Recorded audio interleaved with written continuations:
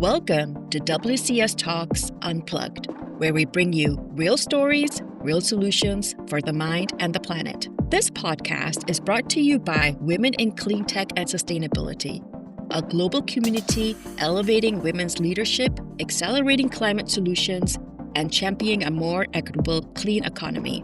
Every episode, we sit down with the thinkers, builders, and innovators, redefining what climate leadership looks like and doing it with purpose and heart. So settle in, take a breath, and get ready for an honest, insightful conversation that just might spark your next idea, shift your perspective, or inspire your own climate journey.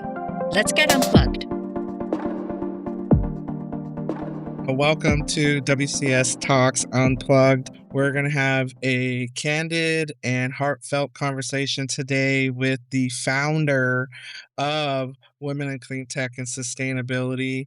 Not only is this individual my friend, but she's a mentor of mine who has modeled what it's like to be a do-it-first leader, has modeled to me in many ways in how to be a working professional in this industry, and also has set the standard in what it's like to create something out of nothing, and now has impacted over 20,000 women internationally. So to me, to have this conversation with Lisa Ann Pinkerton, the founder of Women in Clean Tech and Sustainability, the founder of Technica Communications, former NPR reporter, journalist, and then as I mentioned, not only is she all these accolades, she's also my dearest friend. What I like to say, a sister from another mister.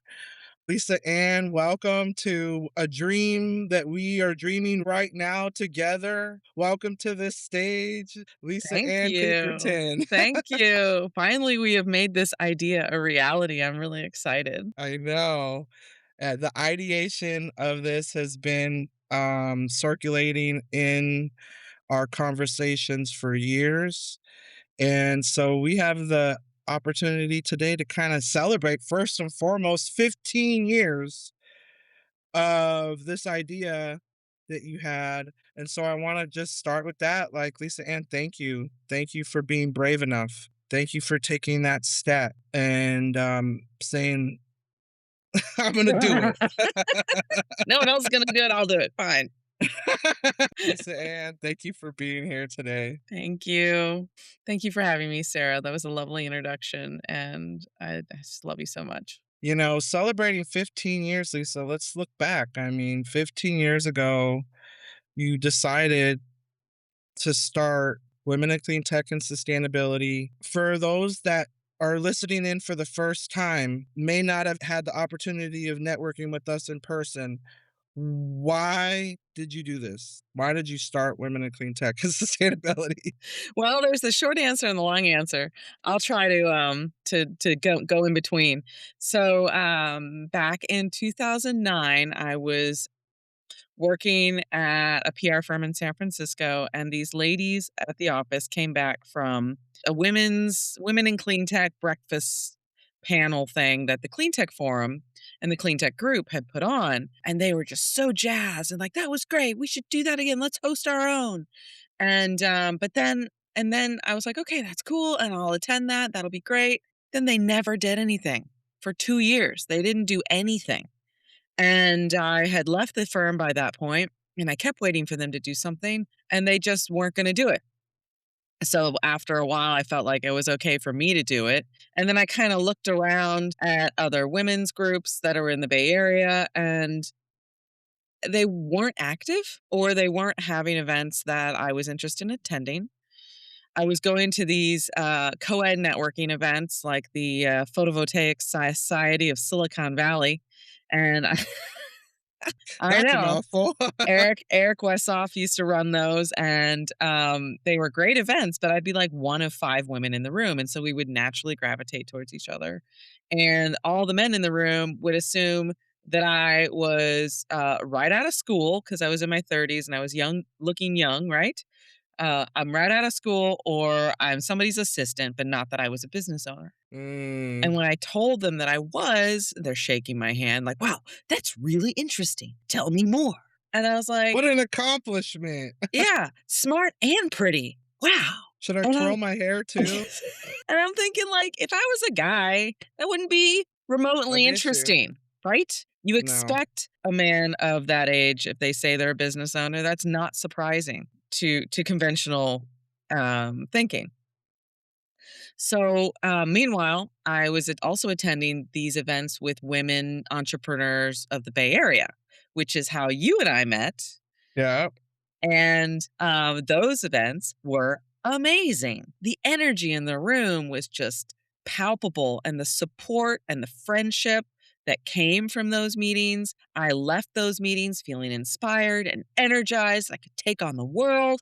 And then I'd go to these co ed events, and they would be so lame energetically. Mhm. So I wanted to bring these two things together. And so then I decided I wanted to start Women in Clean Tech and Sustainability. And then I didn't do it, kept talking about it, didn't do it. And then sometime in December, my lovely late husband, Julian Adler, looked at me and he said, you either need to start this organization or stop talking about it because I don't want to hear it anymore. That sounds like something he would say for sure. Needless to say, that happened. So, January 1st, New Year's resolution, I set up the meetup page, and within 3 weeks, we had our first fireside chat at Sandbox Suites, which I don't even think exists anymore, down in Nope. Brant Street. yeah. And then we were off to the races. Wow, you brought back Sandbox Suites. I was talking about that the other day. You remember that gate, how you would have to run into it, otherwise it would hit you and it would like bruise you Yep. because it was so heavy. Like now we're not going down under the street. Now we're on the fourth floor in the financial district in San Francisco. It's just a different time from when we started to where we're at now in the same city, right? Still in the same city, still the same energy that you're talking about, because every event, our last event, gave that same energy that you just described to 100 plus women and men. I love it. That energy is still alive in WCS. And Yeah. thank you, just a quick plug. Thank you, Julian, for him challenging you in the way that he did, because you didn't sit and wait. And yes, you waited, you contemplated, but you actually took action. You didn't sit around and Mhm. ask for permission. Yeah. Well, I was getting a lot of mixed advice. People telling me I should go on other people's stages and not try to build my own audience if I wanted to, get whatever messages out that I was looking to communicate. People were telling me it's too hard to start your own community, piggyback on what other people have done, which is, decent advice, but it wasn't what I wanted to create. I wanted to bring, people together and create community because there's just such a lack of it. And you and I both come from also religious backgrounds where we were accustomed to every week going to a group of people and leaving feeling inspired, feeling Hmm. energized, and I realized this many years later that that's what I was craving, but in a different form. In a different form, and this sense of belonging as well with the with women and clean tech and sustainability, and having this vibration of community and hope, because sustainability is kind of doom and gloom, unfortunately. I mean, if you read too much about the scientific papers that are out there and, you listen to a few of my podcasts on Earthling 2.0, right? And if you pay too much attention to the fact that maybe 6 meters of sea level rise is already baked in and there's no going back, like that can be really depressing. Correct. Some people really take it there, and it's rough. But Hmm. so 15 years later, Lisa, what's changed? What hasn't in women in clean tech and sustainability? Have you seen progress for us since you started this organization? Really? Yes, I think I have because I remember attending Solar Power International. My first one is in 2020. Now it's called RE Plus. And back then, like, there was maybe 5% women on the show floor. And now if you go to RE Plus, I don't know the exact breakdown, and I'm sure they do, but my feeling of it is we're easily 20 or 30%. If my memory serves me correctly, when the last time you and I went together, which I believe was in 2024, that we were at over 12% population of women. Okay. So I didn't go last year, but I do think that the number has scaled up percentages. It wasn't so significant that I could say, yeah, it was 50%, Lisa, and it's Yeah. so noticeable. I Right. can't say that, right? Right, okay. And I would agree that, and maybe it's because we're putting on events where we meet more of these women, so we have this feeling that there's more of us there, which, maybe that's all we need to do. Maybe we don't have to worry about hitting a certain metric of 30%, but just helping people feel as if there are more of people similar to them at a conference and helping them to meet each other. I would say that we, as an organization, have many more people attending our events now than we did 15 years ago. I was happy to get 20 people in a room Yeah. 15 years ago. And that's how you start small. Um, and I have also noticed over the years more women taking on roles that would be considered quote unquote non traditional in the business space. So typically, women are in support roles, HR or office management or PR or marketing, maybe customer support, right? But not always sales or finance Mm, or speaking operations. operations. Right, or partnerships, biz dev, and we are seeing more women in those roles, and I think it is likely due to the whole industry, spending time attempting to empower gender diversity writ large, and then people feeling more confident to come into this industry from outside who have that expertise and can take on those leadership roles. I think over the last 15 years, we definitely have seen an influx of women that are coming into women in clean tech and sustainability, transitioning in and out from other industries adjacent to us. Well, obviously engineering tech is really close, right? Obviously because we were founded in San Francisco Bay Area, so we get a lot of adjacent technology individuals that are maybe transitioning into this space.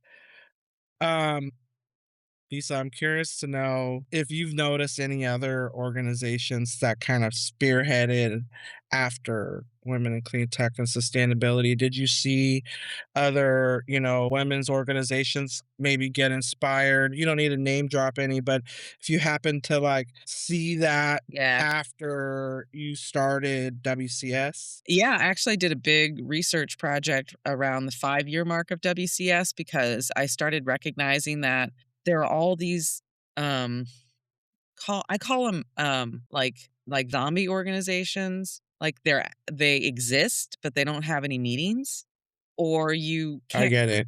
get in touch with anybody. You write them, you find whoever's the head of it on LinkedIn, but nobody gets back to you. And so a lot of those organizations have come and gone.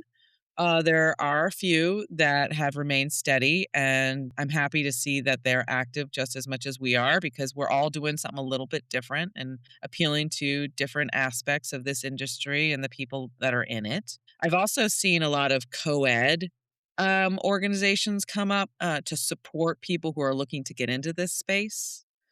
So I also appreciate that as well because you want to be in the mix broadly and it doesn't actually matter who you're talking to. And sometimes, it's good to have connections of all genders because you just never know who's going to help support you in getting whatever the thing is that you want in your career. And so, what I've seen with women in clean tech and sustainability specifically is that the women who are a part of this organization long term and are active at building their networks and creating community and participating in community and supporting each other. Those are the ones that, quote unquote, get something out of the organization when they have something to ask or request. When they're looking for support specifically for themselves, they've invested so much in the organization rallies around them to help them. Like hashtag dream job on our Slack, right? One person will post, "Hey, I'm submitting for this role. I'm looking to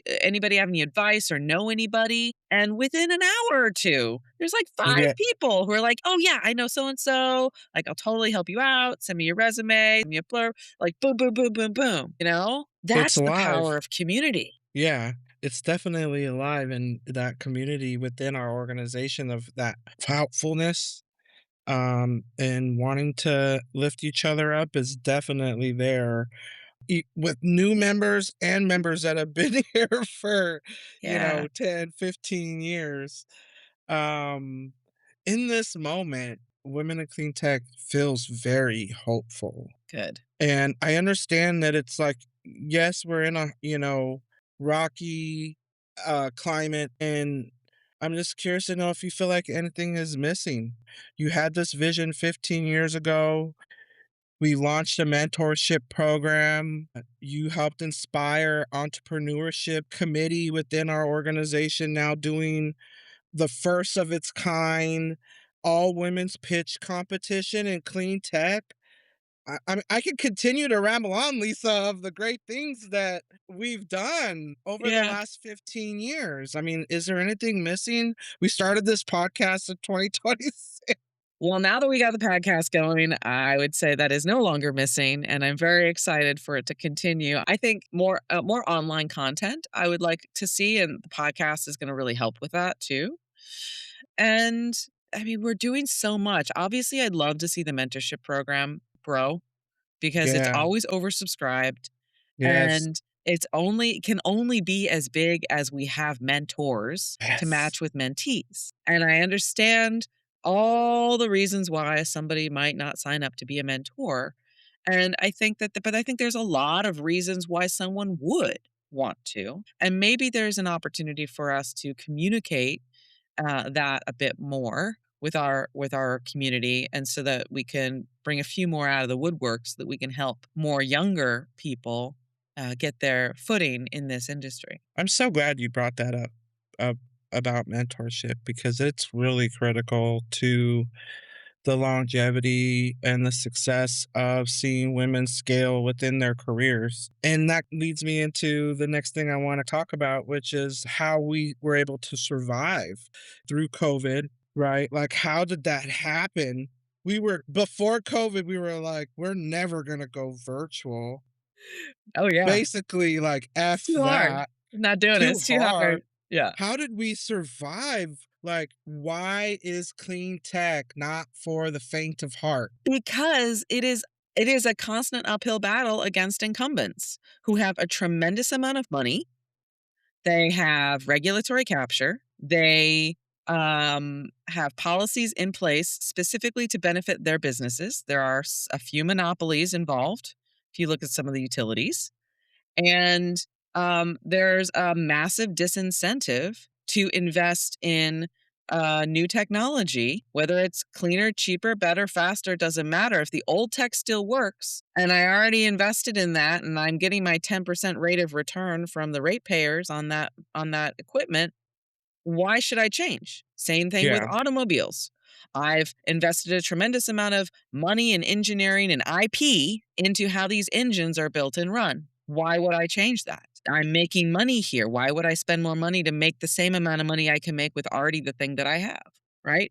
So over time, clean tech is going to, and sustainability practices are just going to infiltrate industry writ large because it is cleaner, better, cheaper, faster, better user experience. But there's this slow, um, we need to wait for things to age out, technology Mhm. aging out, and the replacement cycle um, of certain types of equipment. So that's why it feels really slow, and we all feel frustrated because we know we don't have the luxury of time. Like if you listen to the Earthlings 2.0 podcast 2 years ago, I interviewed Neil Dykman, who's a longtime investor and executive in this industry.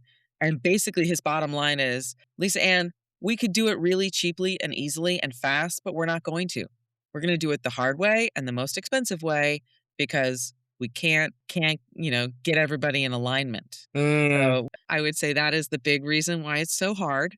But it's also why I really love it, because the people that work within this industry, they have grit, they have commitment, they have passion. They're not in this industry because they just happen to live in Seattle, so they work for Microsoft, or they just happen to live in LA, so they work in the entertainment industry, right? They're working within this industry because they have a personal commitment to the mission of slowing down climate change. it's a very intentional. It's Mhm. extremely intentional. The clean tech industry is for those that are committed. It is not for those people that are just going to come by and spectate and dabble and then think that they're going to get rich and then become famous and then jump off, Well, right? there are those people, and they get basically booted out every time we have a down cycle, right? So people talk, because this is mainly an energy industry, right? So energy, it has ups and downs. The oil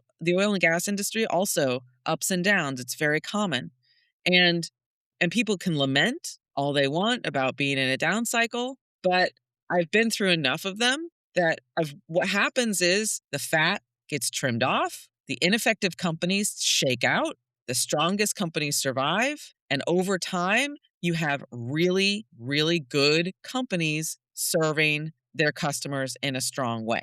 And that creates a strong industry, and you need that, especially if you are an industry that's going up against incumbents with tremendous amount of money to just bury you with regulations, lawsuits, political opposition, and anything else that they can think of. In reflection of the last, 15 years, can you think of a time where you felt like you needed to, step back if necessary, maybe because of way things are, in the political climate, or was it always like we're gonna move forward? What kind of boundaries were you kind of governing at that time when you were in position of leadership in the organization? Well, well, I think a strength and a flaw of mine is my attitude is like never give up, never surrender.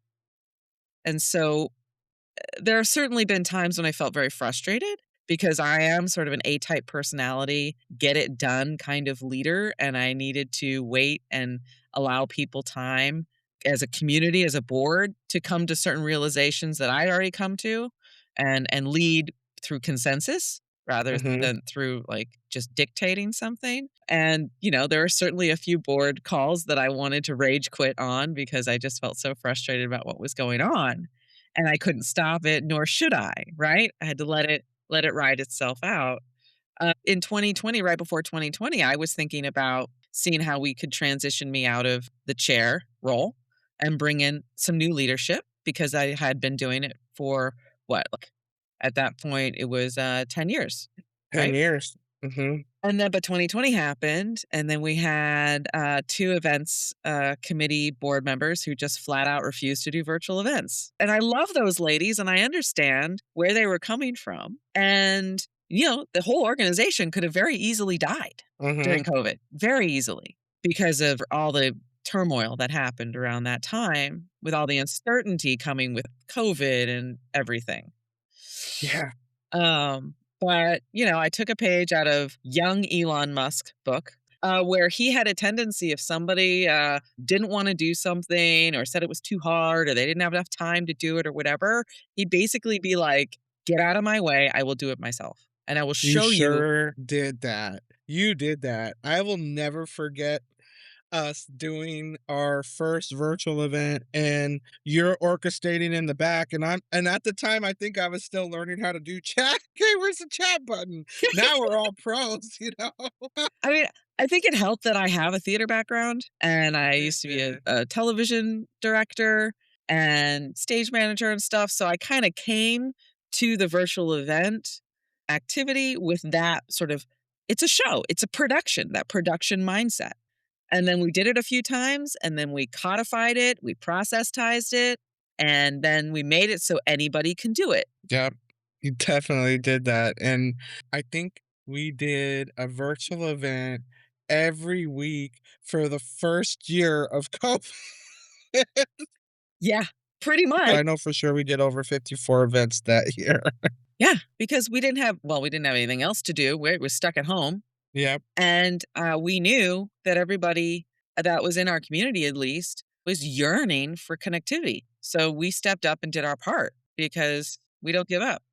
That's really what launched us to become international. That's what launched That's us right. to be able to be in other states. Now we have a New York chapter and a chapter in the UK. If it wasn't for that hardship, we would have not taken the risk or forced to go virtual, which expanded our organization and our reach. So that kind of makes me think about what's the future hold for us and these lessons that we have learned in leadership over the last 15 years of we're not going to ask permission. We're going to continue to do things ourselves. We're going to continue to make it happen with our own hands if that's what it takes. And that's one of the things that I've learned from you and seeing you do these types of things and modeling that of like what it looks like to get frustrated because I seen you get frustrated and then how you've channeled that frustration,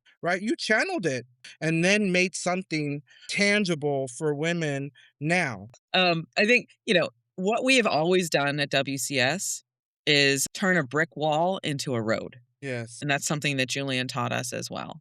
Like, you Yes, you keep did. beating up against a brick wall, look at it from a different perspective. How can you make this a road? So COVID happened, we went virtual. Mm-hmm. And people had to thought they would have to leave the board because they were moving to another town. We turned them into chapter leads and made chapters where they moved. And those chapters are thriving, right? So we look for opportunities in the challenges. And I think that's how you get through life generally, but that's also how you get through this industry as a career. You have to constantly be willing to look at things from a different perspective if you feel like you keep butting up against something.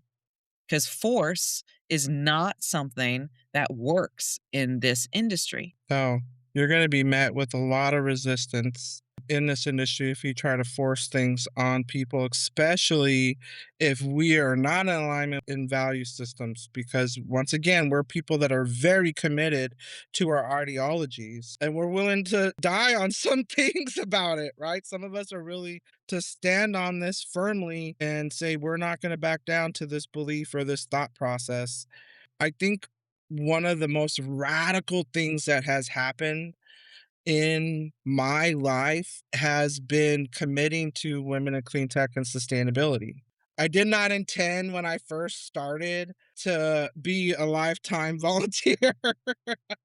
This radical idea of finding friends in a place where not only is it a professional place, women in clean tech is very professional. 100%. I've learned a lot of my public speaking skills from you and observing other professionals, and so many other skills. But the idea that we'll actually find true friendship as well with people that are in tandem with your value systems is what the secret sauce is not only are we in tandem with our value system, but we are working and dedicating our life work towards a similar trajectory. And when I get to be around women like you, that yes, you're amplifying the voices of the women globally. That's your job as a PR professional. And not just women, but obviously your clients. I'm sure you have male clients as well. And needless to say, that is necessary. That was necessary. And it was one of the most radical things that has ever transformed my life of finding friends like you that not only that can I look up to in a professional way, but also able to build a real genuine friendship where we can bring not only genuine correction to each other, guidance to each other, but as well support in some of the hardest times in our lives, right? And if you think about it, as women in general, we have to manufacture these communities and experiences for ourselves to bring each other together and support each other. Whereas men, generally speaking, have all of this mentorship and sponsorship support kind of built in already into the corporate culture. If you think about it, golfing is a classic example. How many deals are done on the golf course, right? And yes, women can play golf too, but it's not the same. Like dudes want to hang out by themselves and be dudes, right? That's just, or running. Like RE Plus does that, 5K run every year. And I'm like, well, that's easy for guys to say yes to because they can just run back to the hotel, take a shower, and they're on the show floor. Women, like, this doesn't happen No. overnight. Like you got to spend hours on this, you Yeah. know? Hair And takes time to dry. exactly. And so that's not necessarily something that a lot of women are going to participate in, right? Mentorship in general, men mentor each other without even realizing it. And they may hold back from taking on a female mentor because they don't want anybody to think that there's any impropriety going on. So they may not meet you for breakfast, they won't meet you for dinner or drinks. Lunch is probably the safest thing that they would feel comfortable doing, right? So that again is limiting. And then sponsorship. So, in general, men will champion each other and sponsor them for a promotion or some kind of role very naturally. They don't even think about it, but they're going to think twice about sponsoring a woman for all the impropriety things that I mentioned before. Yeah, I've seen that, and I'm very thankful once again for women in clean tech and sustainability in our mentorship program because we have had the opportunity and the privilege of having male allies to come in a safe place, in a place where all these objections to mentorship to women are overcome. Nullified. Right. Yeah. They're all nullified, exactly. Now, Lisa, obviously, you being the founder of Women in Clean Tech and Sustainability has impacted your life. I shared with you how it's impacted my life and also becoming friends with you, how it's changed the trajectory of my life. The fact that I'm an entrepreneur now and a founder now, it's because I hung around with friends and women like you. How has, building something like Women in Clean Tech and Sustainability impacted your career and your life? Like, share with us that insight. Yeah, well, it certainly gave me something else to talk about besides public relations when I'm attempting to network with people. Because out there in the startup land, there are plenty of people who have either been sold to really badly by PR professionals Mm, or they've taken on a PR team and spent a lot of money for very few results. So when you tell people you're a PR professional, instantly, like the guards go up with folks. But if I can lead with, being the founder of Women in Clean Tech and Sustainability, that creates a conversation. And invariably, people will say, well, this isn't your day job, though, right? What do you do for work? I'll be like, yeah, that's my volunteer role. And my job is as CEO of Technica Communications. yeah, Yeah, so it allowed me to have richer and deeper and more meaningful conversations with people because I could lead with a different aspect and also lead with something that is work I do that is I'm giving to the industry, right? yeah, I'm not taking. I'm coming from a position of giving. And so that certainly was helpful. Have spoken on many stages because of the role I have and moderated a lot of panels. And I'm still doing that through either Women in Clean Tech or as the host of the Earthlings 2.0 show. And frankly, it also allowed me to travel to places I might never have traveled to. You and I went to London and Paris and Amsterdam and Belgium. And I've been to shows and conferences that I would have never thought of going to before, but because I was invited to speak, or we as an organization were invited to host a happy hour, that gave us something to respond to and take advantage of the opportunity. I like to talk about women in clean tech, especially the board and any committee roles that people might have, as being a hidden coaching program and leadership program.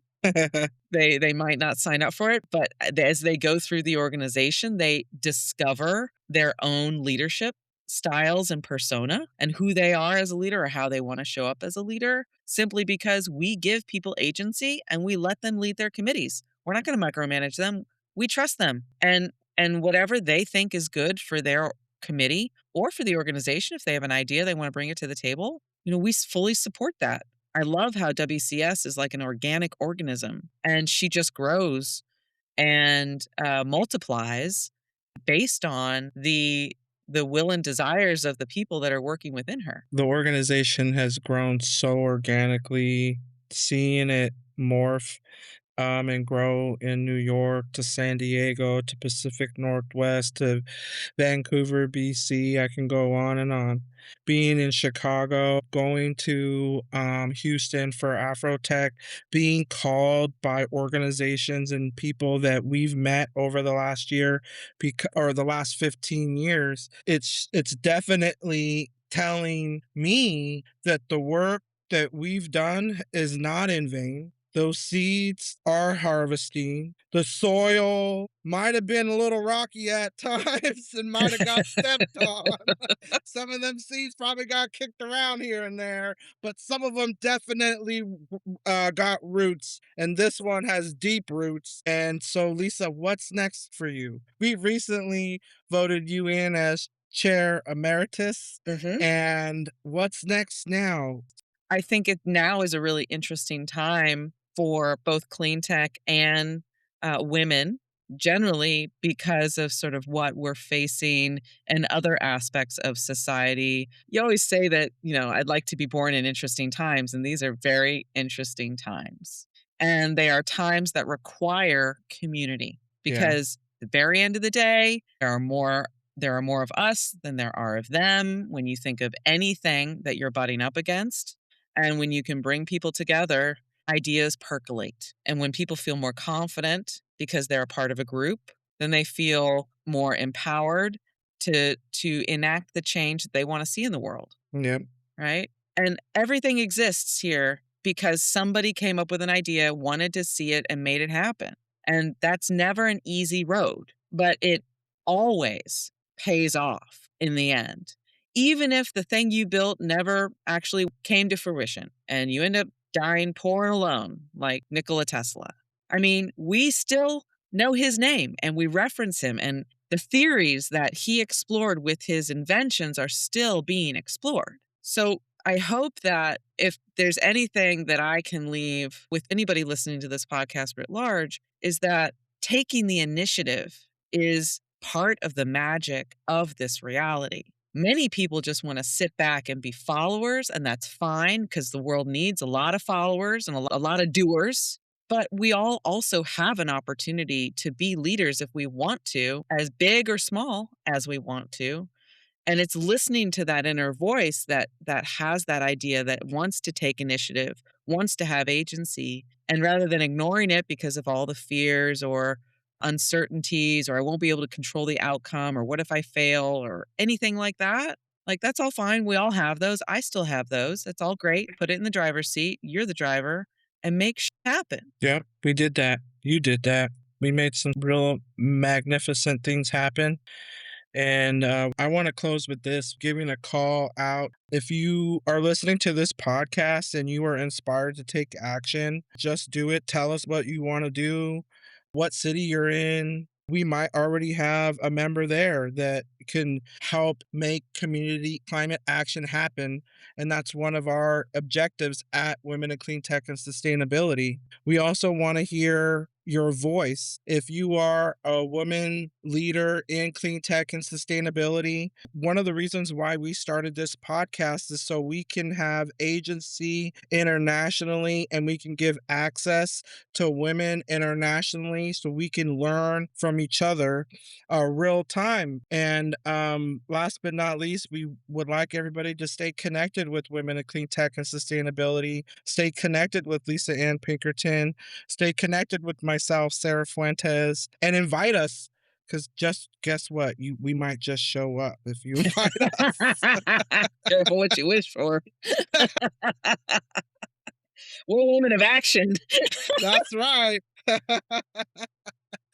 So that's my ask. If you have a project and something that you think needs to be heard or publicized, reach out to us because, like I said, there might be some women in our organization in your neighborhood, Yep. and that's how the magic works here at WCS. Yeah, or like a facility tour or hosting a happy hour at a conference. We can bring a big crowd of people to your booth. Like, that's Yep, what we're good that's at. ain't that the truth?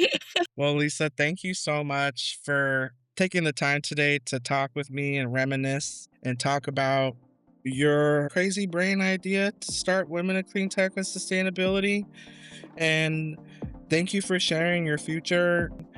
And thank you to the listeners for listening and supporting us and being along for the ride. So thanks. Right. Thanks for being here. You're welcome. Thanks for having me. And thank you for being our leader now. You're amazing. Thank you, So Lisa. inspiring. That's it for today's episode of WCS Talks Unplugged, where we share real stories, real solutions for the mind and the planet. A huge thank you to our guest for joining us and for the work she is doing to move the clean economy forward.